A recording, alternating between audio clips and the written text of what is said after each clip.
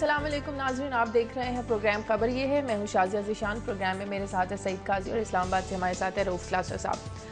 नाज़रीन, जब दुनिया में तहरीकें जन्म लेती हैं तो तब्दीलियाँ रूनुमा होती हैं और फिर आवाम की तकदीरें जुड़ती हैं इन्हीं तहरीकों के साथ। और एक बार फिर तहरीक की आवाज़ उठाई है इमरान खान ने। कहते हैं कि धानली पर हमें अगर इंसाफ ना मिला और हुकूमत ने अपना किबला दुरुस्त ना किया तो आवाम सड़कों पर निकल आएंगे, तहरीक चलाएंगे, लॉन्ग मार्च भी होगा। पहले इमरान खान इलेक्शन के जरिए तब्दीली लाना चाहते थे और अब तहरीक के जरिए लाना चाहते हैं। क्या आवाम साथ देगी इमरान खान के इस तहरीक का? इस पर आज हम बात करेंगे। साथ ही हम बात करेंगे कि एक अहम इंकशाफ किया है अवामी नेशनल पार्टी के साबिक रहनुमा सेनेटर आजम होती ने। कहते हैं कि असफंदयार वली ने $3.5 करोड़ में अमेरिका से पख्तूनों का सौदा किया और एएनपी के 800 शहीदों का जो लहू है असफंदयार वली के महल को रोशन कर रहा है। अपनों का अपनों के खिलाफ ऐसे बयानात और इंकशाफात किस बात का शाखसाना है? आज हम इन दो अहम खबरों पर बात करेंगे। इसके साथ ही खबरें लेंगे कायस साहब से भी और क्लासर साहब से भी। जी कायस साहब। शायद बहुत सी एक IMF का वफद भी आया हुआ है और बहुत से टारगेट्स मिस हुए हैं और जो हम इस पहले जो क्वार्टर है इसमें हम नहीं पूरे कर सके, इनके क्या असरात होंगे। और अगर IMF हमें वो रियायतें नहीं देता जो हमें अब चाहिए, जो कि टारगेट मिस होने की वजह से, तो हमारी मईशत पे क्या असर पड़ेगा, रुपए की क्या कैफियत होगी, इस पर तफसील, क्योंकि ये बड़ी एक अहम स्टोरी है इस हवाले से। और फिर बात करेंगे कि ये जो यूरोपियन यूनियन और अमेरिका का कजिया चल रहा है, इसमें अब यूरोपियन यूनियन के कुछ ममालिक कह रहे हैं कि हम कुछ सैंक्शन स्लैब कर सकते हैं अमेरिका के ऊपर, जो उसने ये स्पाइंग का स्कैंडल आया है। इसमें स्पेन में भी उनके सफ़ीर को बुलाया गया है। तो ये क्या है, ये सैंक्शंस होती हैं या नहीं होती, लेकिन इससे कम से कम हमें एक अंदाज़ा होता है कि जो वर्ल्ड रिलेशंस हैं और इवन अलाइज के दरमियान है वो कितने हिपोक्रिटिकल हैं और कितने झूठ पर मबनी होते हैं। इससे हमें अंदाज़ा होता है कि दुनिया कैसी है। और आखिर में बात करेंगे जो कल हमने स्टोरी की थी एक राजनपुर में, उसमें चीफ मिनिस्टर साहब ने उसका एक्शन लिया। मेरा तो ख्याल था वो तुर्की में, शायद वहीं से उन्होंने एक्शन लिया है और एक कमेटी बना दी है। हमारे साथ राजनपुर से होंगे कमर सिराज और उनसे पूछेंगे कि क्या कमेटी बनी है और क्या अगर ये करप्शन हुई है तो इसमें किसी को कोई सजा होने का, या ये भी कमेटियां जो हैं इनका कोई नतीजा कम ही निकलता, अल्लाह करे इसका निकले। इस पर बात करेंगे। ठीक है, क्लास साहब से बात करने की हम इस पर उनकी कुछ आवाज़ में कुछ प्रॉब्लम हो रही है, हम कोशिश करेंगे क्लास साहब से हमारा जो है वो रब्ता हो जाए। क्लास साहब से भी उनकी खबरें लेते हैं कि क्या उनकी खबरें क्या वो आज हमारे साथ शेयर करेंगे। कायस साहब, इमरान खान की बात कर लेते हैं। इमरान खान एक बार फिर से तहरीक चलाना चाहते हैं। पहले वो कहते थे कि इलेक्शन के जरिए हम तब्दीली लेकर आएंगे, अब वो कहते हैं कि हम तहरीक के जरिए पाकिस्तान में तब्दीली लेकर आएंगे। अब धांधली के जरिए वो निकालना क्या चाहते हैं, किस किस्म का पाकिस्तान देखना चाहते हैं? पाकिस्तान में जमहूरियत भी है, जमहूरी दौर भी है, कैसा पाकिस्तान देखना है? एक तो जो बात धांधली, अभी जितने भी रिजल्ट्स जो हैं जिनकी वो फोरेंसिक ऑडिट या जो भी आप कह लें हुआ है, उसमें हमें कोई चीज़ क्लैरिटी से नहीं आई। उसमें एक तो वो जो इंक इस्तेमाल की गई है वो दुरुस्त नहीं थी। उसके बाद जी वो अगर इंक सारी की सारी गलत इस्तेमाल की गई है तो बहुत सारे वोट ठीक क्यों निकले हैं और फिर अक्सरियत उनकी गलत क्यों निकली है। मगर ये जो बात उन्होंने तहरीकों की है, मैं खास तौर पर हमने इस स्टोरी को इसलिए मुंतखब किया है कि हम एक तहरीकों के ऐद में रह रहे हैं। मसलन मैं इस वक्त जब हम ये स्टोरी आज कर रहे हैं तो आज इस वक्त इस लम्हे इंडोनेशिया में एक पूरा वीक ऑफ स्ट्राइक शुरू हो चुका है। लोग जो है वो निकल रहे हैं, बड़ी स्टेबल, अदरवाइज अगर पेपर पे देखें तो बड़ी स्टेबल इकानमी है। इसी तरह इसी हफ्ते देखें तो स्पेन में तकरीबन 1 मिलियन से ज्यादा लोग जो हैं इसी हफ्ते बाहर थे। एजुकेशन पे जो कट्स आ रही हैं, तो ये तो तय है कि हम तहरीकों के ऐद में हैं। लेकिन इमरान खान इससे पहले तहरीक की बात कर चुके हैं। आज उन्होंने एक और बात भी की है। उनका ये कहना है कि वो कादरी साहब से भी हाथ मिला सकते हैं, इत्तेहाद कर सकते हैं। कादरी साहब जो हैं वो भी एक तहरीक हमें उनकी नजर आई। मगर सवाल क्या है कि तहरीकों में अगर आपके नारे इनकलाबी हों, प्रोग्राम आपका बड़ा ठंडा हो, तो फिर तहरीकें नहीं चलती। प्रोग्राम किसी से डायरेक्शन लेके आए हो आप? नहीं, मैं ये नहीं कह रहा कि आप जिस वक्त तक लोगों की नब्ज, आखिरी बड़ी तहरीक पाकिस्तान में 68-69 में थी जुल्फकार अली भुट्टो की, और ये मेरे ख्याल में साउथ एशिया की सबसे बड़ी तहरीक थी। 139 डेज ये चली थी। तो अगर आप उसमें प्रोग्राम देखें, यहाँ लाहौर में बैठ के उन्होंने प्रोग्राम बनाया था, एक इनकलाबी प्रोग्राम था कि हम बदल देंगे जिंदगी। मसलन आज मैं आपको बात करता हूँ कि जो मुतालबात इंडोनेशिया में लोग कर रहे हैं वो आजकल क्या है, वो कहते हैं जनाब के आप हमारी जो है बेसिक पे बढ़ाएं, 50% कम से कम बढ़ा दें, कानून जो है लेबर लॉज हमारे हक में करें, आउटसोर्सिंग बंद करें, हमारी यूनिवर्सल हेल्थ के जो हमें फैसिलिटी दें। तो अगर आप कंक्रीट बातें तो करते नहीं है, गोल मोल करते हैं। वो कादरी साहब कह रहे थे हम और जी रियासत को बचाएं, तो भाई रियासत पे जिनका कब्जा है आपका क्या मतलब है, उनको बचाएं। तो ये आ तो नहीं क्लास साहब, इमरान खान की तहरीक जो वो करना चाहते हैं उस पर बात करें, लेकिन इससे पहले कि मैं आपसे इसका टेक लूं, आप आज क्या खबरें शेयर करेंगे, पहले हमें वो बताइए। जी शाजी, आज 2 स्टोरीज आपके साथ शेयर करेंगे। एक तो ब्लू पासपोर्ट और डिप्लोमेटिक पासपोर्ट की स्टोरीज, डेवलपिंग स्टोरीज है, उसमें कुछ नए इंकशाफात सामने हैं कि इवन रहमान मलिक साहब ने जहाँ अपने ख़ानदान को उन्होंने नवाजा ये डिप्लोमेटिक और ऑफिशियल पासपोर्ट दे के, तो बहुत सारे बरतानवी शहरी हैं उनको भी पाकिस्तान का ब्लू पासपोर्ट मिला। वो बड़ी इंटरेस्टिंग चीज़ें हैं, कौन कौन से ताकतवर लोग हैं कि कैसे उन्होंने पाकिस्तान में बैठते हुए बैठ कर लंदन में अपने रिश्तेदारों को ब्लू पासपोर्ट दिए। वो डिटेल बताएंगे, बड़े बड़े ताकतवर लोगों के कुछ नाम हैं, उनकी फैमिलीज़ के नाम हैं, वो शेयर करेंगे।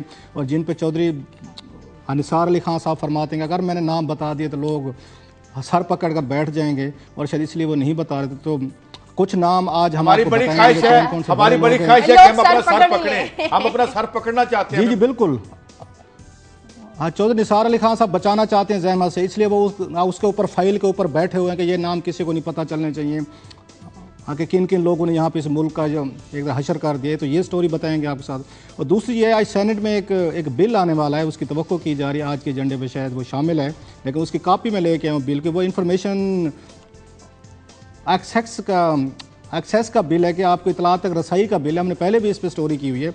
आज वो फाइनल हो के कुछ चेंजेस के साथ पार्लियामेंट में पेश होने वाला है, और उसमें आपको बताएंगे कि क्या ये इतलात तक रसाई का बिल है या इतलात को रोकने का बिल है। और बड़ी इंटरेस्टिंग चीज़ है, ये जो बिल पेश किया जा रहा है इसमें किसी सहाफ़ी से कोई कंसल्टेशन नहीं की गई। बैठ के उन सियासतदानों ने, कुछ NGOs ने, अननोन NGOs, पता नहीं वो कौन है, और प्लस इंफॉर्मेशन मिनिस्ट्री के लोगों ने खुद ही बैठ के डिक्लेयर कर दिया कि ये चीज़ें इस बिल में होनी चाहिए। तो वो भी बड़ी इंटरेस्टिंग चीज़ें हैं आपके साथ कि यहाँ पर इतलात को रोकने के लिए हुकूमत क्या काम कर रही है, और नाम इस्तेमाल कर रहे हैं कि हम इतलात तक रसाई दे रहे हैं। वो भी कुछ ये बिल की क्लासेज हैं, उसकी कापी मैं लेके आया हूँ आज, तो वो भी शेयर करेंगे आपके साथ। ठीक है क्लासेस, हम बात करें इमरान खान तहरीक चलाना चाहते हैं, कहते हैं कि जरूरत पड़ने पर तहरीक इंसाफ डॉक्टर तारुल कादरी के साथ भी मिल सकती है। मैं आपसे ये पूछना चाह रही हूँ, कह रहे हैं कि इतने लोग निकलेंगे इस तहरीक में, तारीख में कभी नहीं निकले होंगे, तो नवाज लीग की हुकूमत जो लोगों के साथ कर रही है, क्या अवाम अपना जो गुस्सा है वो इस तहरीक में उनका साथ देकर निकाल सकते हैं? ये हारून रशीद साहब ने बड़ी अच्छी बात अपने कालम में लिखी थी, और इमरान खान का मिजाज हमसे बेहतर जानते हैं, बड़ा करीब का उनका 17 साल का तल्लुक रहा है। वो कहते हैं इमरान खान कुछ जल्दी में है और अभी इनको थोड़ा सा वेट करना चाहिए। और मैं भी उनकी बात से एग्री करता हूँ कि इमरान खान को बाज़ दफ़ा पॉलिटिकली तौर पर चीज़ों की समझ थोड़ी सी देर से आ रही होती है। ये भी इशू उन्हीं में से है। अभी लोग सड़कों पे नहीं आएंगे इस तरीके से, चाहे लोगों को आप यहाँ फेंटियाँ लगाएं, उन पे और टैक्सेस लगाएं, ये मरेंगे, जिएंगे, औखे होंगे, ये कुछ ना कुछ कर करा के लोग अभी ड्रैग करते रहेंगे अपने आप। इमरान खान का ये जो उनका फैसला है या उनका एक उनकी वार्निंग है, ये मेरा ख्याल थोड़ी सी जल्दी है।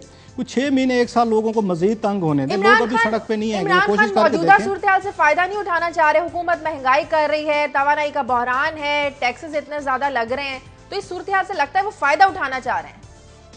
नहीं, ये जल्दी वाला फायदा, इसका कोई रिजल्ट इमरान खान को नहीं निकलने वाला। जो इनकी पार्टी को जो काम करना चाहिए, हम यहाँ टीवी पे कई दफ़ा बैठ के कह चुके हैं कि ये असल जो इनकी स्ट्रेंथ है, जो असल प्रॉब्लम पैदा कर सकते हैं, शऊर पैदा कर सकते हैं, वो प्रेस कॉन्फ्रेंसेज नहीं हो सकते। इमरान खान साहब 10 इस तरह की प्रेस कॉन्फ्रेंसेज करके देख लें, इसका रिजल्ट कुछ ज़्यादा बेहतर नहीं होगा। इनको चाहिए कि पार्लियामेंट में अपनी प्रेजेंस को ये यकीनी बनाए। इमरान खान साहब ये पार्लियामेंट में जाने को तैयार नहीं है। अब ये 4 महीने हो गए पार्लियामेंट को बने हुए, और ये 2 दफ़ा वहाँ पे उस पर गए, अगरचे पाक से प्रिविलेज उनको पूरे के पूरे मिल रहे हैं। इनकी पार्टी इनकी अदम मौजूदगी में पूरी, वो कहते हैं ना, एक भेड़ चाल सी होती है। हमने कई दफ़ा देखा, इनके MNAs को पता ही नहीं है वहाँ तहरीक इंसाफ को, वहाँ मोशन क्या है, वहाँ पे एडजर्नमेंट मोशन क्या है, आपने वहाँ पे कुछ सवाल कैसे पूछना है, आपने क्वेश्चन आवर के जरिए हुकूमत को तंग कैसे करना है। एक ही बंदा है वहाँ पे, शेख रशीद है, जो सवालात भी अच्छे डाल रहा है, हुकूमत को इशूज़ पर वहाँ पर पकड़ता भी है, बहस भी करता है। ये तो सुनते रहते हैं, ये तो चुप करके बैठे हुए हैं। इमरान खान साहब चाहते हैं कि लोगों में फर्दर अवेयरनेस की जाए, हुकूमत को टफ टाइम दिया जाए, तो वो थोड़ा सा पार्लियामेंट में जाना शुरू करें, अपनी टीम को, अपने जो उनके वहाँ पे MNAs बैठे हैं उनको एक्टिवेट करें। इनका एतराज़ बड़ा इंटरेस्टिंग है, जो इमरान खान के फॉलोअर हैं, वो कहते हैं इमरान खान साहब क्या करने जाए पार्लियामेंट में, नवाज शरीफ साहब नहीं आते, उनके वजीर नहीं आते। और भाई यही बातें आप जाके वहाँ पे कहें कि आपका वजीर नहीं आ रहा, आपके क्वेश्चन आवर में आप रिप्लाई नहीं कर रहे, आपका वजीर आजम नहीं बैठता यहाँ पे। सो ये एक अजीब सी कन्फ्यूजन बन गई कि जिस पार्लियामेंट के लिए इमरान खान साहब लड़ते रहे 17 साल, जब वो और उनके कुछ फॉलोअर्स पहुंचे पार्लियामेंट में, कोई सीरियस नहीं लेता। इतने सारे स्कैंडल्स आए हैं, इतने सारे इश्यूज हैं, किसी एक पे भी इन्होंने बैठ के उसको वहाँ पे पार्लियामेंट में इशू नहीं बनाया। ठीक है, मुझे ब्रेक लेनी है, एजुकेशन नहीं की, उस पे हुकूमत के लिए प्रॉब्लम नहीं पैदा की है। मुझे ब्रेक लेनी है क्लासेस आप प्रोग्राम में वक्त है नाज़रीन, एक ब्रेक का। ब्रेक के बाद जब वापस आएंगे तो बात करेंगे कि इमरान खान कहते हैं कि वो नेटो सप्लाई भी रोक सकते हैं, तो क्या ऐसा तहरीक इंसाफ कर पाएगी, इस पर बात करेंगे एक ब्रेक के बाद।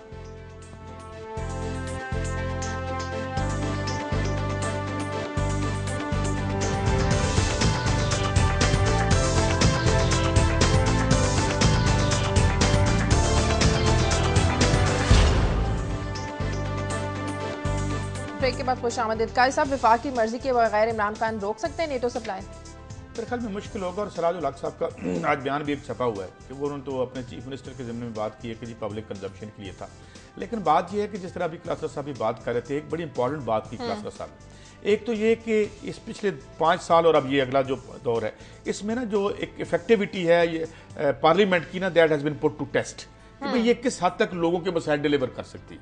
आप इनकलाब की बात तब भी करते हैं कि जब आप मूवमेंट की बात तब करते हैं। हम तो नहीं कर रहे, इमरान खान साहब फरमा रहे हैं। केपीके में कितना इनकलाब आ गया? मैं ये कहता हूं कि जब आपको लगे कि जो एग्जिस्टिंग स्ट्रक्चर्स हैं हुक्मरानी के या रियासत के, तो फिर इसमें क्या आपके पास सॉल्यूशंस नहीं है?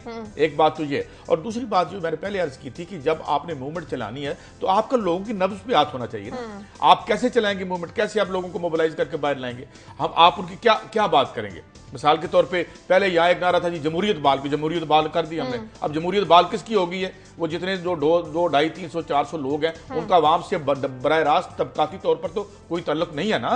जो आदमी 5-6 करोड़ रुपए का इलेक्शन जीत के आता है या उसकी क्लास जो है वो तो क्या रेलेवेंस है? अगर तो रियासत के ये इदारे अवाम की मफाद में जो भी कवानीन है उन पे अमल नहीं करते, इंसान की सेहत, इलाज, पानी, बिजली, रोटी ये नहीं दे रहे, तो फिर जमहूरियत हो या डिक्टेटर, फिर जो है मूवमेंट का नारा अट्रैक्टिव है, मगर फिर भी उसको अमली बनाने के लिए आपको बताना पड़ता है। जैसे मैं अभी ये कह रहा था कि आज जो मूवमेंट हमें थोड़ी सी नजर आ रही है वहां पे इंडोनेशिया में, वो क्या कह रहे हैं कि जी हमारी तनख्वाहें 50% इजाफा करें, हमें सेहत मुफ्त दें, हमें इलाज दें।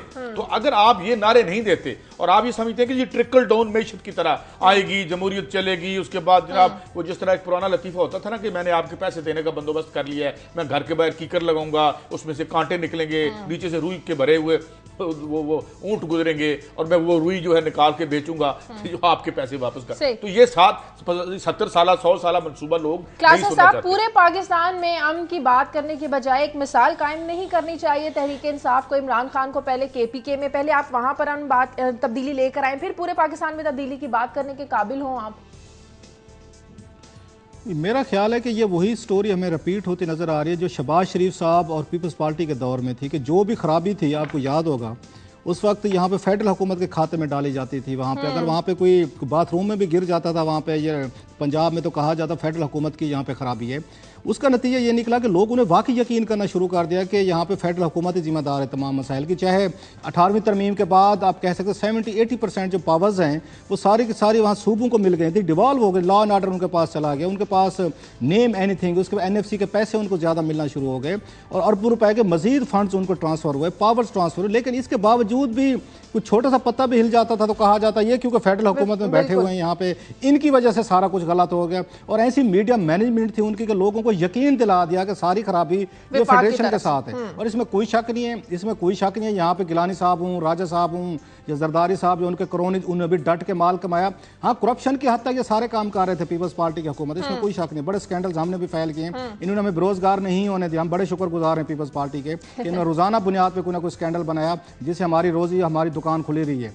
लेकिन जो अब वही काम जो है वो इमरान खान साहब की हमें नजर आ रहा है कि उन्होंने भी पिछले 4 महीने से हर चीज़ है वो फेडरेशन के खाते में डालना शुरू कर। भाई मान लेते हैं कि फेडरेशन से अमेरिका से डरी हुई है, ये बुज़दिल है, ये गुलाम है, बला बला एक लंबी लिस्ट है, हमें सबको पता है क्या है। जो बात आप कह रहे हैं वो बड़ी इंपॉर्टेंट है। इमरान के फॉलोअर्स को समझनी चाहिए 2-4 चीज़ें जो वो जज्बातियत में आकर नहीं समझना चाह रहे। और कल को जब इमरान खान साहब से मसाइल हल नहीं होंगे, यही जज्बाती जो उनका वर्कर है, उनका फ़ैन फॉलोइंग, वही उनको गालियाँ दे रही होगी। हमने बड़े बड़े इस तरह लीडरों को आते और उनके फैंस को हमसे लड़ते, आर्गूमेंट्स देते और बड़ी उम्मीदें रखते हुए देखा हुआ है। इमरान खान साहब को 2-4 चीज़ें करनी बड़ी ज़रूरी हैं। एक तो जैसे आप कह रही हैं अपने सूबे पे जो छोटे छोटे काम कर सकते हैं उन पे तवज्जो दें। अब मसलन ये नारा मार देना हम नेटो सप्लाई रोक देंगे, मेरा ख्याल है चीफ मिनिस्टर का ना मैंडेट है, ना उनका काम है, ना वो ये काम कर सकते हैं। बिल्कुल ऐसे खामखा सोसाइटी को रेडिकलाइज करना है वो अलहदा है। और दूसरा, इमरान खान साहब को जो मेहरबानी करनी चाहिए वो पार्लियामेंट में जाएं, इश्यूज़ को पकड़ें, अपने MNAs को ट्रेन करें, उन्हें एजुकेट करें, थोड़े स्किल उनकी बेहतर करें, उनको समझाएं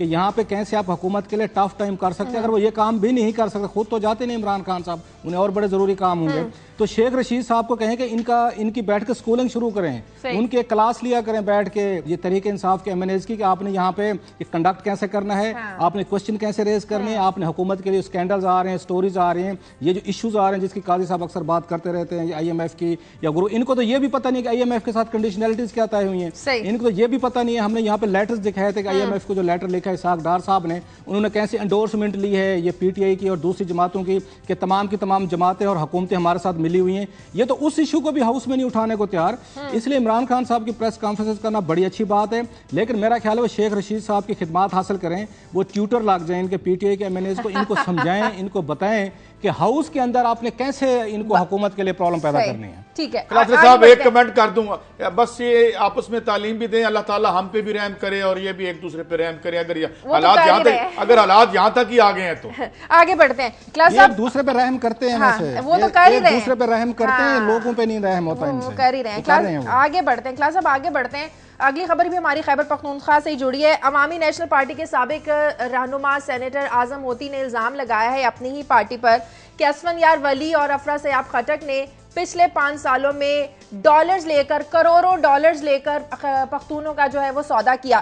तो पिछले 5 सालों में ANP का जो हाल हुआ, जिस तरह ANP के वर्कर्स को, लीडरान को निशाना बनाया गया, तो कितनी अहमियत है आजम मोती के इस बयान की? शाहजी, ये बातें पहले आती रहती थी, हेयर से आपने कह दी, काजी साहब ने आते हुए रिमार्क्स दे दिया, मैंने कहीं पे बात कर ली, कुछ हमने सोशल मीडिया पे पढ़ लिया या किसी टॉक शो में किसी ने ऐसे पासिंग रेफरेंस दे दिया। अब की दफ़ा आज़म खान होती साहब जो हैं वो सामने आए हैं, खुल के सामने हैं, लेकिन जो बातें हाजी अदील साहब ने की हैं वो भी बड़ी अहम बातें हैं। इल्ज़ामात तो वो ऑलरेडी एयर में थे और बहुत अरसे से बात कही जाती थी कि उन्होंने पश्तूनों का ब्लड बेचा है। हम तवक्को करते थे कि आज़म होती साहब के पास कोई बहुत बड़ा डॉक्यूमेंट होगा, कोई बहुत बड़ी चीज़ होगी। तो मसूफ फरमाते हैं, वो बड़ा इंटरेस्टिंग एलिगेशन है उन पे, वो कहते हैं जी ऐसी चीज़ों का हिसाब किताब थोड़ा रखा जाता है, किसी को चिट थोड़ी दी जाती है, रसीद थोड़ी। और भाई अगर मिलियंस ऑफ डॉलर और होते हैं वो बैग में भर के नहीं लाए जा सकते। ये भी मुमकिन नहीं है कि आप अमेरिका से उठाएं, अब CIA के हेडक्वार्टर से निकले, पेंटागन से निकले, 2 ब्रीफ केस उठाए, पाकिस्तान पहुंच गए, अपने घर के आपने अपने हुजरे में रख दिए, ऐसे नहीं होता। आपने अगर किसी बैंक में ट्रांसफर कराएं, स्विट्जरलैंड में ट्रांसफर कराएं, पाकिस्तान में हुए, अमेरिकन, आपके पास कुछ ना कोई ट्रांजैक्शन की कॉपी होनी चाहिए, डिटेल होनी चाहिए। फिर वो डर गए हैं कि उनसे पूछेगा किसने दी हैं, कौन से अमेरिकन इदारे ने, वो कहते हैं मैंने कहा तो क़यामत आ जाएगी। भाई आने दे क़यामत, हम तो इंतजार कर रहे हैं। आपने जो हशर कर दिया मुल्क का, जैसे काजी साहब का फेवरेट कोट है कि आपने हशर आने दे भी क़यामत जो एक दफ़ा आती है। और अगली बात यह है कि करप्शन तो की है ANP ने, हमने खुद इसमें बताया पुलिस का कितना बड़ा स्कैंडल है।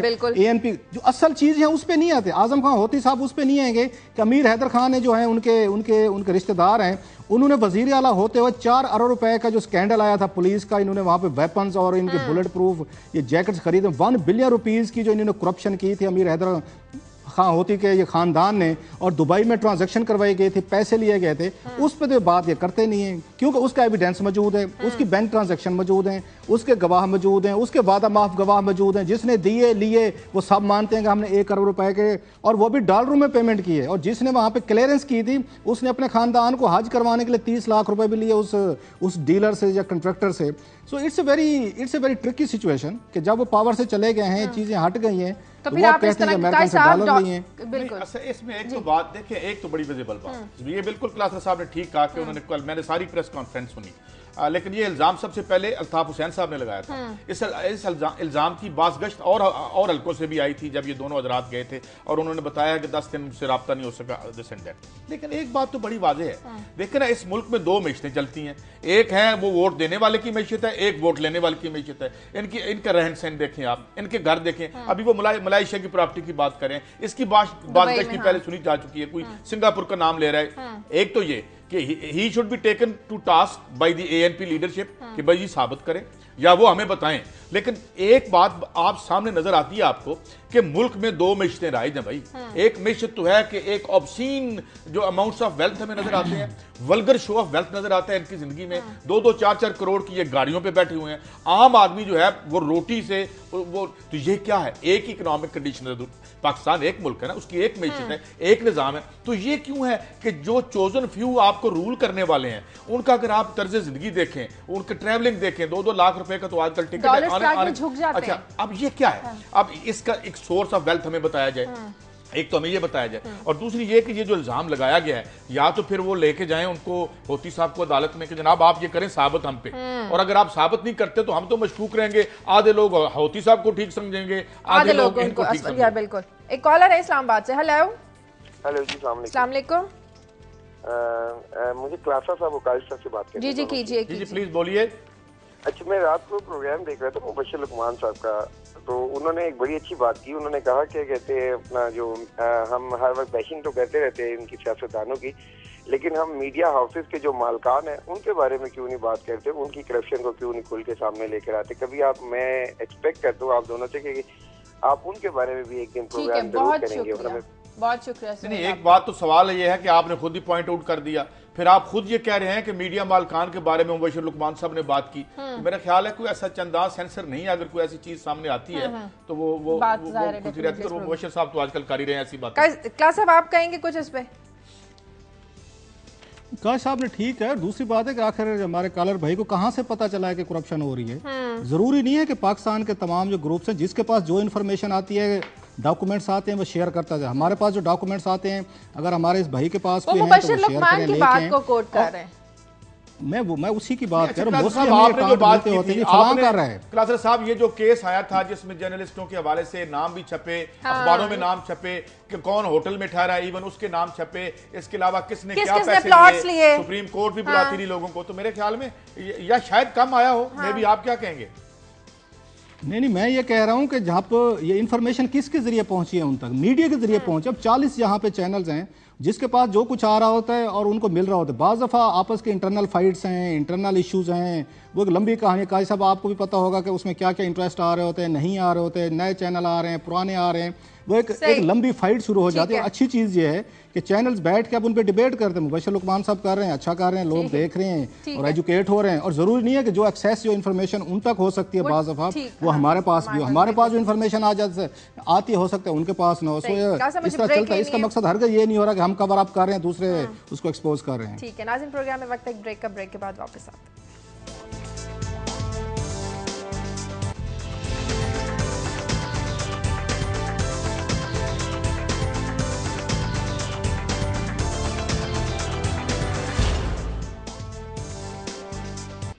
ब्रेक के बाद खुशामदीद। लाहौर से कॉलर हैं शौकत। हेलो जी, अस्सलाम वालेकुम। जी वालेकुम सलाम।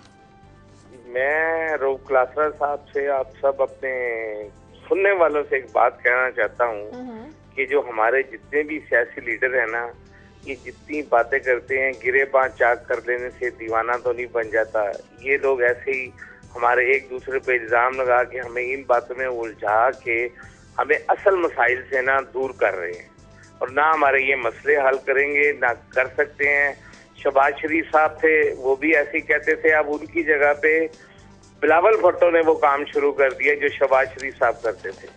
मेरे कहने का सिर्फ यही मकसद है, खुदारा इनसे कहें, खुदा के लिए हमारी कौम पे रहम करे और हमें किसी बहुत शुक्रिया, बहुत शुक्रिया क्लास साहब। कैसा आवाम समझदार होने लगी है?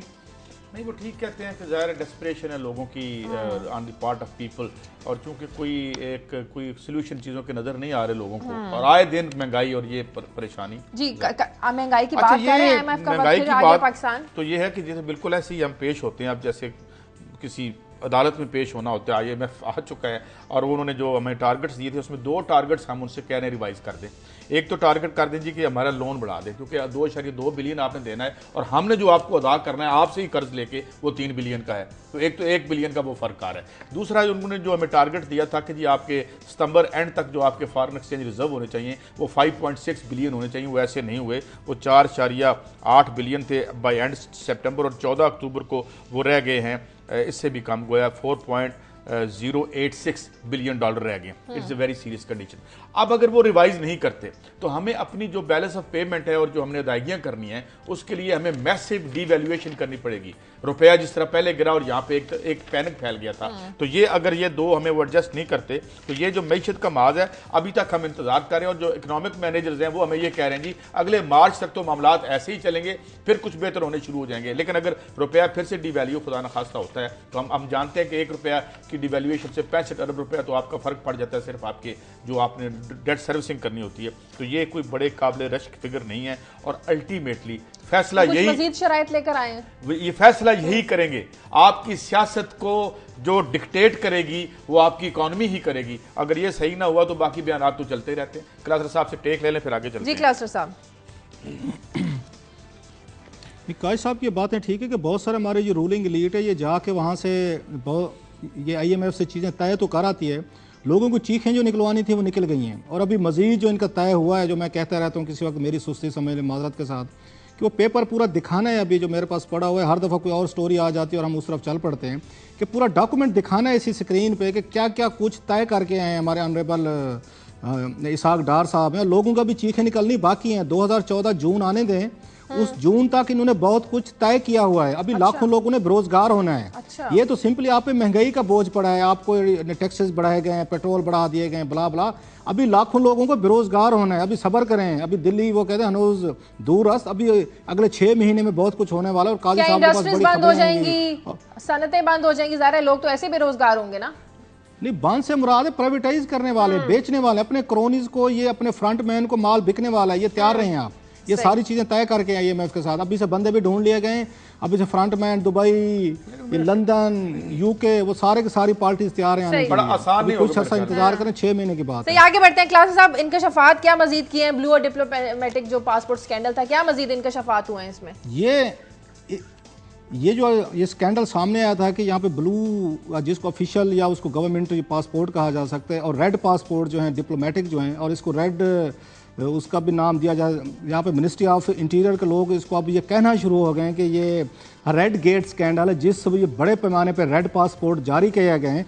और जिन जिन लोगों को जारी किए हैं वो बड़ा इंटरेस्टिंग है। डेली बेसिस पे कोई ना कोई इसका अपडेट आ रहा है, और मैं हैरान हो रहा हूँ कि इस मुल्क के साथ कितनी क्लासेस हम बनाते जा रहे हैं। पहले तो 2 होती थी ना, हैव्स एंड हैव्स नॉट। तो काजी साहब को किसी वक्त इस पर रिसर्च करनी पड़ेगी कि अब ये तबकात बड़ी तेज़ी से मज़ीद फर्दर अपने आप को आप कह सकते हैं दूसरे लोगों से डिस्टिंक्शन का करते जा रहे हैं। अब पासपोर्ट की हद तक आ गए कि हम ग्रीन पासपोर्ट नहीं रखना चाहते। ये बेइज्जती की अलामत है। ये बिल्कुल एक छोटी चीज़ है, इसकी कोई इज्जत नहीं रहे कि अब हमें रेड पासपोर्ट चाहिए या हमें ब्लू पासपोर्ट चाहिए।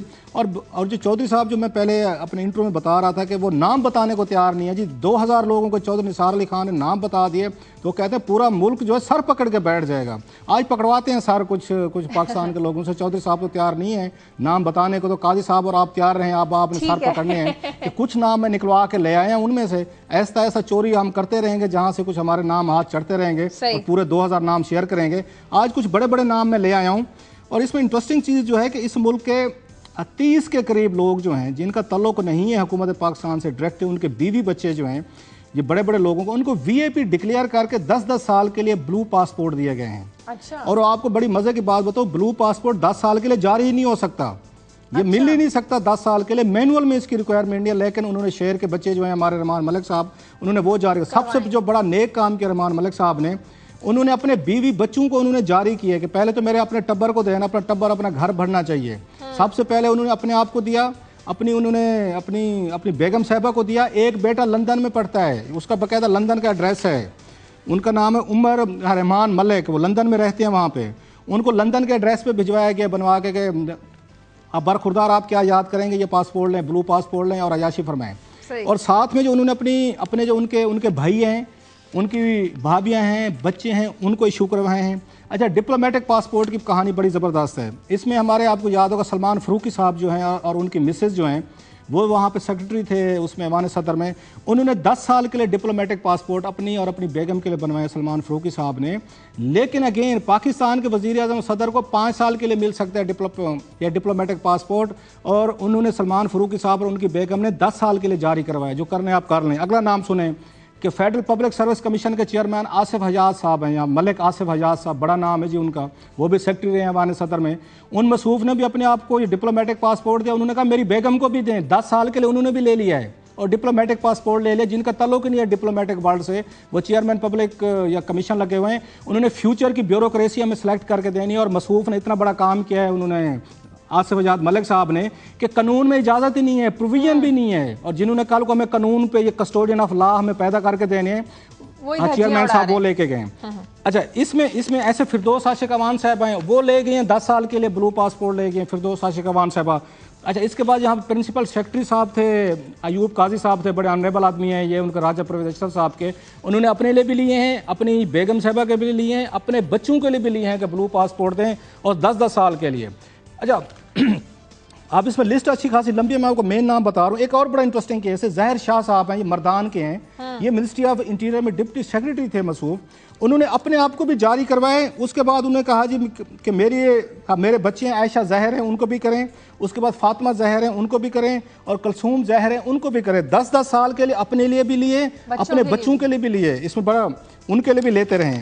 अच्छा, इसमें एक और बड़ी इंटरेस्टिंग चीज़ है जो पाकिस्तान के लोगों को हैरान कुन चीज़ होगी, बहुत सारे स्टूडेंट्स हैं, इन बड़े बड़े ताकतवर लोगों के जो बच्चे हैं, स्टूडेंट्स हैं, उनको भी 10-10 साल के लिए ऑफिशियल चौधरी निसार ये नाम छुपाना क्यों चाहते हैं? अब आप तो ले आए, वो क्यों छुपाना चाहते हैं? आपको शाजिया आपको बचाना चाहते हैं, आपको काजी साहब को पूरी कौम से सर पकड़ के बैठ जाएंगे, इसलिए बचाना चाह रहे हैं। ये जो लिस्ट मेरे पास मौजूद है जिसमें कुछ 60-70 के करीब में नाम इसमें लेके, ऐसे यहाँ इस्लामुद्दीन शेख सर पकड़िए, उसका इन लोगों को कोई फर्क नहीं पड़ता। मुझे उसकी खैर है, ये कवर अप है, ये शाजिया ये शाजिया इसको कवर अप कहते हैं। ये पावरफुल लोग एक दूसरे को प्रोटेक्ट करते हैं। चौधरी निसार अली खान जो आज काम कर रहे होंगे, अगला वजीर आएगा वो इनको प्रोटेक्ट करेगा, इससे कवर अप, ये एक दूसरे को वो कवर करते हैं। ये इसलिए हमें आके लॉलीपॉप देते रहते हैं। अगर मैंने नाम बता दिए, इस्लामुद्दीन शेख है वहां पे, ये सखर के सेनेटर, उनका देख लें, अपने लिए भी करवाया, अपने बेटे के लिए भी उन्होंने 10 साल के लिए ब्लू पासपोर्ट कराया। ये तो लूट मची हुई है यहाँ पे, और इस मुल्क को हशर कर दिया। कानूनी तौर पे तो ये सिर्फ टॉप डिप्लोमेट्स को ही इशू हो सकता है, फैमिलीज को नहीं हो सकता, फैमिलीज को भी नहीं होता, ये कानून तो यही है। और 10 साल की इससे पहले हम दे चुके हैं कि इन्होंने अपने बच्चों को भी उसमें इन्होंने कानूनी तौर पर, अब वजारत इंटीरियर जो बैठी है ये खुद मैनुअल बनाती है, खुद कानून बनाती है, या कोई पार्लियामेंट में लेके नहीं जाते, कोई कैबिनेट में लेके नहीं जाते कि आप उनसे अप्रूवल है ना, कैबिनेट अप्रूवल दे या पार्लियामेंट अप्रूवल दे कि किस किस को मिल सकता है। पार्लियामेंट में जाते हैं तो एमएनएस कहते हैं पहले हमारा हिस्सा रखो, हर जगह तो हिस्सा लेने वाले बैठे हुए हैं, उनमें इतनी कदर है। आप पहले ग्रीन पासपोर्ट ब्लू और रेड खत्म हो गए, मिनिस्ट्री ऑफ फैमिली अफेयर लगती थी। मुझे ब्रेक लेनी है नाज़रीन, प्रोग्राम एग्जैक्टली वही है, फैमिली अफेयर है, ये फैमिली अफेयर है सर, बिल्कुल आपने सही पहचाना काजी साहब। प्रोग्राम में वक्त है नाज़रीन एक ब्रेक का, ब्रेक के बाद वापस आते हैं।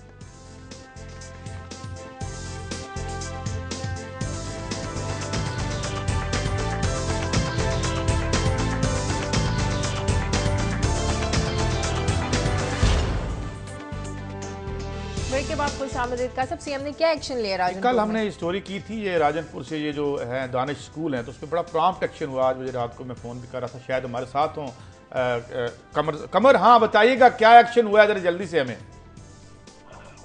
ऐसा हुआ काजी साहब के ना, कल वजीर आला पंजाब ने एक कमेटी कायम की है जिसके सरबराह बनाए सेक्रेटरी एजुकेशन जो एमडी हैं पंजाब दानिश स्कूल के, और उसके अंदर डीसी और राजनपुर और प्रिंसिपल साहब को बुला लिया है कि आप इस जवाब दें कि कैसे करप्शन हुई है और आप कहां तक सोए रहे हैं। क्योंकि कल जो हमारी वाटर के ऊपर सर जो बात हुई थी उसके लिए ये था कि उसमें हुई थी 8 करोड़ रुपए की करप्शन। इसके अलावा जब चारों तरफ देखा जाए तो तकरीबन 37 करोड़ रुपए की करप्शन इस पूरे प्रोजेक्ट में हो रही है। इस वक्त ठेकेदार देर ब देर करते हुए जा रहे हैं और उसके ऊपर जो लागत है वो बढ़ती जा रही है। उसमें जो प्रोजेक्ट 73 करोड़ रुपए का था यानी 730 मिलियन का, वो अब 1000 मिलियन से भी प्लस 1000 मिलियन से भी ज्यादा हो गया है, और ये हुकूमत के लिए बहुत बड़ा धक्का है। जबकि इस तरफ देखा जा रहा है। एक बात मुझे बताइएगा, आपने बड़ी अच्छी स्टोरी की, इस तरह की स्टोरीज की हमें ज़रूरत है कि इतने दूर दराज एरिया से स्टोरी सामने आनी चाहिए। ये जो कंपनी है, जो पार्टी जिसको ठेका दिया गया था, ये मकामी पार्टी है, लाहौर, कराची, मुल्तान, किस इलाके की ये पार्टी है? ये जरा जो आपने सदाकत कंपनी का बताया था, ये कहाँ के लोग हैं, किधर से आए हैं? ये खुलासा सर, ये एक सदाकत बिल्डर्स डीसी और राजनपुर की चहीती कंपनी है, और इसके पीछे भी शायद यही लोग ठहरे हुए हैं। ये इंपोर्ट किए गए हैं भावलपुर के इलाकों से, अलीपुर के इलाकों से, जिनका अभी तक कोई नाम नहीं था। अब इन लोगों को इतने बड़े बड़े प्रोजेक्ट दे दिए गए और इस मद में ये डीसी और राजनपुर खुद हैं, डीएमओ हैं वहाँ पर, ये खुद सारी की सारी इनकी चल रही है। इसके अलावा आप सिराज इस पे जरा इन्वेस्टिगेट करके मैं फॉलो अप दें कि इस कंपनी ने पहले, ये जो बिल्डर्स हैं, इससे पहले कितने बड़े बड़े इतने मेगा प्रोजेक्ट्स बनाए हुए हैं, क्या तजर्बा है, क्या एक्सपीरियंस है, और पर्टिकुलरली जरा अगर कोई सोर्स हो तो डिप्टी कमिश्नर साहब ने वैसे तो फाइलें दबा ली होंगी, ये ब्यूरोक्रेसी करती ही कुछ है, अगर कोई सोर्स हाथ लगे तो पूछे कितने लोगों ने अप्लाई किया था, कितनी बिडिंग हुई थी, किसने क्या इनको दिया था, एक्सपीरियंस क्या है, जो लेटर आया था इन्होंने इश्तिहार दिया था उसमें क्या क्या रिक्वायरमेंट मांगी गई थी। ज़रा फर्दर इस पर हमें फॉलोअप तो दें ज़रा कि ये कौन लोग हैं, कहाँ से आए, पहले एक्सपीरियंस क्या था और किस तरह का मिल मिला के एक ऐसी कंपनी को ठेका दिया गया जिसको काम ही नहीं आता। और जो हालत हम स्क्रीन पे देख रहे हैं ये तो किसी मेरा ख्याल लगता है कि हमारे ये तो पहले ही खंडर बन गए, गाँव में वो बेचारे दरखान होते हैं, कच्चे घर बना देते हैं, ये तो वो काम हुआ। सही बात है, बिल्कुल बिल्कुल। इसके अलावा क्लास सर मैं आपको एक और चीज बताऊं कि यहाँ पे जो गर्ल्स स्कूल की प्रिंसिपल है वहाँ के जो बोर्ड लगाए गए हैं ना बिजली के, उसमें वायरिंग तक नहीं है, बोर्ड बाहर से लगा दिए गए, उसकी वायरिंग नहीं है, जिसका एक स्क्वायर फुट 35 रुपए का होता है। अगर उनको टोटल एड किया जाए वो भी लाखों रुपए का बनता है। प्लांटेशन हुई नहीं है बिल्कुल भी। इसके अलावा यही सदाकत बिल्डर है जो पूरे राजनपुर में सड़कें भी बना रहे हैं और हमें पता नहीं चल रहा कि ये एकदम कहाँ से सदाकत बिल्डर यहाँ पर टूट पड़े हैं। आप पता चलाया ना सिराज, रिपोर्टर का क्या काम होता है, ये क्या बात की आपने सिराज इतनी अच्छी स्टोरी करने के बाद कि पता नहीं चला। भाई मेरा रिपोर्टर का काम पता चलाना होता है, पता चलाएं। नहीं वो तलाश में है, वो हमें बताएंगे। मेरे आगे बढ़ते हैं। क्लासर साहब, अभी आपने खबर दी थी, खबरें रोकने के लिए हुकूमत क्या करने वाली है, इसका मतलब अब खबरें कम कम पहुंचा करेंगी आप तक?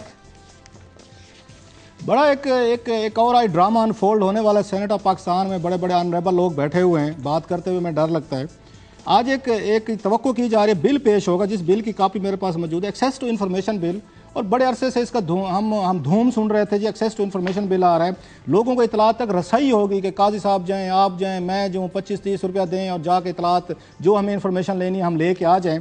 अब इसको फाइनल किया गया, ये फाइनल शेप है, दरमियान में ड्राफ्ट, हमने पहले भी ये स्टोरी शेयर की हुई है इसी प्रोग्राम में, अब ये फाइनल शक्ल में आया है। तो इसमें बड़ी इंटरेस्टिंग चीज़ है काजी साहब कि मुझे तो ये लगता है पढ़ने के बाद, एक तो ये फरमाते हैं कि जनाब हमने बहुत सारी मीटिंग्स की, उन मीटिंग में कौन कौन शरीक हुए हैं, जो मेरे पास लेटर पड़ा है वो ये फरमाते हैं कि ये कामिल अली आगा साहब ये चेयरमैन है इस कमेटी के, वो फरमाते हैं जनाब कि हमने NGOs के लोगों को बुलाया, हमने मिनिस्ट्री ऑफ इंफॉर्मेशन के लोगों को बुलाया और हमने कमेटी के मेंबरान को बुलाया।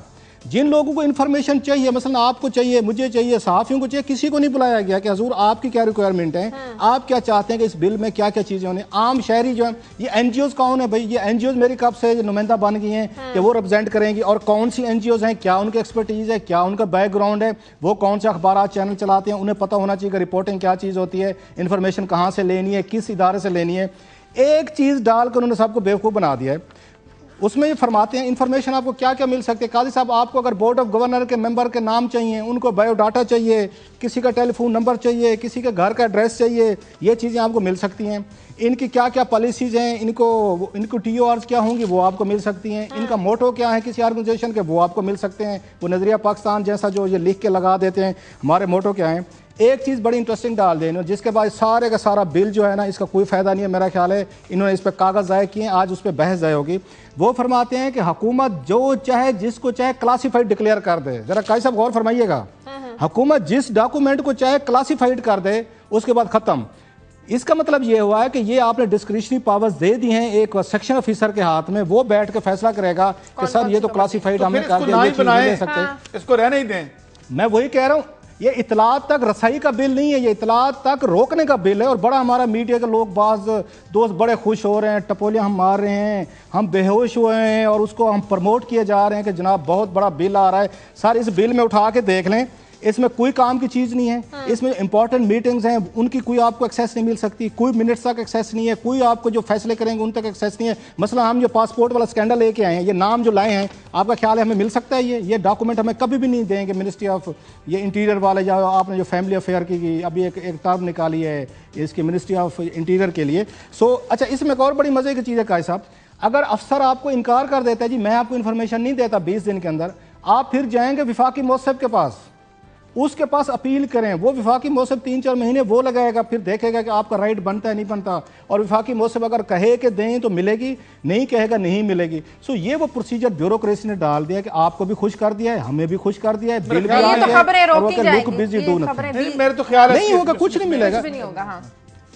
इससे ज्यादा इन्फॉर्मेशन तो हम ले आते हैं, इससे ज्यादा इन्फॉर्मेशन तो हम ले आते हैं। डॉक्यूमेंट हमें कहां से रिपोर्टर ले ही आएंगे, भले ऐसे कितने भी बिल आ जाए। और भी बहुत सारे रिपोर्टर्स हैं, और भी बड़े अच्छे रिपोर्टर्स हैं इस्लामाबाद, कराची, लाहौर में जो रिपोर्टिंग करते रहते हैं। सो ये बिल लाया जा रहा है, ये एक और ड्रामा है जो हमारे साथ किया गया है। पहले NGOs का नाम बताएं जिनको आपने बुला के उनके साथ ये ड्रामा किया और हमें बेवकूफ बनाया। कल आगा साहब की कोशिश भी करते हैं कि हमारे आए हमें बताएं भी। अच्छा शादी, आप आगा साहब बड़े ओपन आदमी हैं, आप बात कर रही थी आगा साहब से हम तवक्को नहीं करते थे वो ये काम करेंगे, नहीं मुमकिन है। देखिए हम आगे बढ़ते हैं। अच्छा ये बताएं, आपने क्या मुझे बता रही थी कि वो चीचा वतनी? जी हाँ, मैं चीचा वतनी से एक स्टोरी शेयर करना चाह रही हूँ अपने नाज़रीन से कि वहाँ पर चीचा वतनी में औरतों ने, ख़वातीन ने घर से निकलना छोड़ दिया। इसकी वजह यह है कि जब भी कोई खातून, जब भी कोई लड़की घर से बाहर निकलती है, स्कूल के लिए जाती है, कहीं मार्केट जाती है, किसी काम से घर के लिए निकलती है, घर से जब निकलती है तो उस पर कुछ लोग जो है वो हमला करते हैं, चाकू के वार करके उसको ज़ख्मी कर दिया जाता है। कुछ ख़वातीन ने तो बताने से गुरेज करना शुरू हो गई हैं, वो डरना शुरू हो गई हैं, इस डर से उन्होंने घर से बाहर निकलना छोड़ दिया।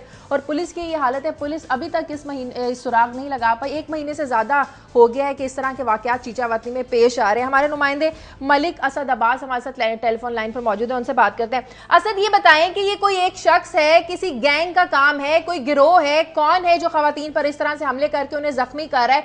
और खवातीन क्या बताती हैं कि जो लोग उन पर हमला करते हैं, अगर कोई एक शख्स है, उसका हुलिया क्या है, कैसे हैं वो लोग, और वो क्या कहते हैं? कुछ थ्रेट्स आती हैं, पहले थ्रेट्स आती हैं, क्या मामला है? शाजिया, इस वक्त चीचा वतनी के जो शहरी हैं वो मुकम्मल तौर पर खौफ हरास की फजा में मुब्तला है, और इसकी वजह है वो नामालूम मोटरसाइकिल सवार जो अचानक बाजार में कहीं नमूदार होता है। अच्छा। और रात चलती खवातीन पे कमर पे या हिप पे खंजर नुमा चाकू से हमला करके गायब हो जाता है। और चीचा वतनी में गुज़श्ता 1.5 माह के दौरान इस तरह के दर्जनों वाक़यात रूनुमा हो चुके हैं, और अभी तक मुलज़म की गिरफ्तारी और शनाख्त जो है अभी एक मुअम्मा बनी हुई है। सबसे इंटरेस्टिंग बात यह है कि वो खवातीन से पैसे या पर्स नहीं छीनता, सिर्फ हमला करता है और फरार हो जाता है। इस वारदात के तसलसल ने पूरे शहर में एक हरासमेंट की फजा कायम कर रखी है, और खवातीन ने डर के मारे घरों से निकलना छोड़ दिया। खवातीन क्या कहती हैं जो जख्मी हुई है? जब उन्हें जख्मी करते हैं उनको कोई धमकियां देते हैं, कुछ कहता है वो शख्स? एक ही है शख्स मोटरसाइकिल सवार? क्या उसने मुंह ढांप रखा होता है, कोई उसे पहचान नहीं सकता, पकड़ नहीं सकता? नहीं, उसने मुंह नहीं ढांपा होता, ओपन फेस के अफसाद आता है। पहले जो वारदातें की थी उसने वो सारी अकेले की थी, लेकिन लास्ट जो 3 वारदातें की हैं उसके साथ एक लड़का और है। मुलजम यानी जो शाहिदीन है उनके मुताबिक मुलजम की जो उम्र है वो 20 से 22 साल है। अच्छा। और होंडा 125 पे होता है वो। और पुलिस सुराग नहीं लगा सकती, ये बड़ी हैरानगी की बात है। पुलिस तो यहाँ पे नजर आ ही नहीं रही। डीपीओ साहिवाल ने पुलिस भी तो कहीं डर के नहीं बैठ गई? पुलिस जो है ना, शाजिया आप तो ऐसे कह रहे हैं जैसे Pakistani police Scotland yard police बन गई है, और आपने कहा कि पुलिस कोई कुछ नहीं कर रही। अपनी पुलिस पहले कौन सा पुलिस ने स्कॉटलैंड यार्ड नहीं आएगी इन छोटे-छोटे मामलात के लिए? क्लास साहब जो डिटेल हमारे रिपोर्टर बता रहे हैं, असद हम इसका फॉलो अप लेंगे आपसे, कल फिर फॉलो अप लेंगे, इस पे बात कीजिएगा। कोई सीरियल अटैकर है? जी असद बोलिए। जी, रवायती तौर पर शाजिया पुलिस ने डीपीओ ने एसएचओ को चेंज कर दिया, नया आ गया, और डीपीओ ने मुलजिम की गिरफ्तारी पर 1 लाख रुपया इनाम भी रखा है। जबकि अंजुमन ताजरान के सदर जो है हामिद बिलाल, उनकी तरफ से भी 1 लाख का इनाम जो है ना वो सामने आया है। लेकिन और इसमें पुलिस ने तकरीबन 1 दर्जन के करीब मुश्तबा अफराद जो है वो गिरफ्तार किए, मगर अभी तक असल मुलजिम तक पुलिस जो है वो नहीं पहुंच पाई। ठीक है, बहुत शुक्रिया सर जी। क्लास साहब आप कुछ कहना चाह रहे हैं? मुझे वाइंड अप करना है। मैं वही कह रहा था कि पहुंचे भी नहीं, उन्होंने कहा पुलिस नहीं पहुंची। ये नलायक, हमने पुलिस फोर्स इकट्ठी हुई है, सिफारिशों पे हमने भर्ती की है, पैसे लेके हमने भर्ती किए हैं, उनको क्या इन चीजों से कंसर्न? आपको ख्याल है वो कह रहे 1.5 माह से ये काम चल रहा है, हमारे रिपोर्टर बता रहे हैं। 2 शख्स हैं उनको नहीं पकड़ सकी। अच्छा, अगली बात यह है कि वो मोटरसाइकिल पे आता है, आखिर कम से कम चलते जाते कहाँ से जाते जाते टाइम लगता होगा, निकलते हो, कुछ छुड़ावा तो नहीं है कि किया और भाग गया। ये नलायक हमारी फोर्स है, और मजीद हम पुलिस फोर्स मजीद इकट्ठी कर रहे हैं, नए एलीट फोर्सेस बनाई जा रहे हैं, मजीद खांचे होंगे, और कल को पता ये चलेगा वो जो एलीट फोर्स नई बनाई जा रही है वो आपकी मेरी हिफाजत से ज्यादा इन्हीं हुक्मरान और इनकी औलादों के लिए काम आएगी, वो नए वेपन्स और नए पैसे। अब अंदाजा करें 1.5 माह से उन्होंने वहां पे सैकड़ों खवातीन को जख्मी कर दिया है, और अभी तक वो टॉमिक टोया मार रहे हैं, ऐसे चेंज कर दो, फलां चेंज कर दो, ऐसे कर दो। कल इस पर हम फिर इंशाल्लाह जरूर बात करेंगे। प्रोग्राम का वक्त खत्म हो गया नाजरीन। प्रोग्राम के लिए आप हमें फीडबैक दीजिए। खबर@दुनिया TV.tv पर कल तक के लिए इजाजत दीजिए। अल्लाह हाफिज।